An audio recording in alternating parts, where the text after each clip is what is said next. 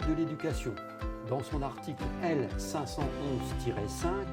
interdit l'utilisation d'un téléphone mobile par un élève dans les écoles maternelles et élémentaires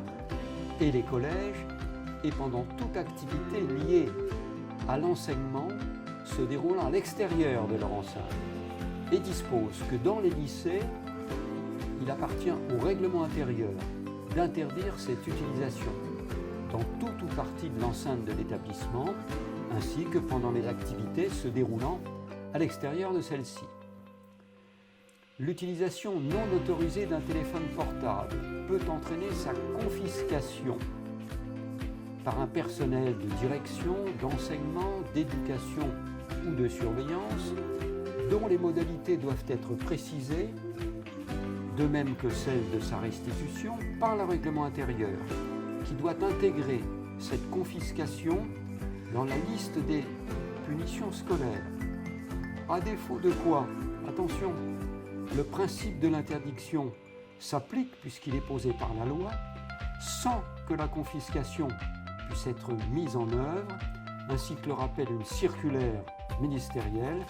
du 26 septembre 2018. Alors il convient toutefois de ne pas confondre confiscation et fouille, recherche ou exploitation de ce téléphone.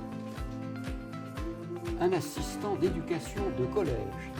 avait découvert sur le terrain de sport de celui-ci un téléphone mobile. Sous le prétexte d'identifier son propriétaire, l'administration avait effectué une recherche dans les fichiers de celui-ci et découvert des photomontages pornographiques mettant en scène des collégiens et des personnels de l'établissement, transférés sur l'ordinateur du chef d'établissement pour visionnage en présence de la mère de l'élève et d'un officier de police judiciaire. Partant, le chef d'établissement avait prononcé une sanction d'exclusion temporaire de 5 jours à l'encontre de cet élève. Sur le recours de la mère de l'élève, le tribunal administratif de Grenoble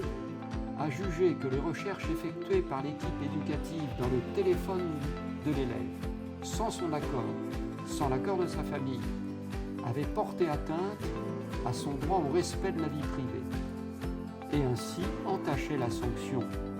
d'illégalité, nonobstant la présence ultérieure d'un officier de police judiciaire. C'est un jugement du tribunal administratif de Grenoble du 16 juillet 2020. Autrement dit, confiscation, oui, fouille, non.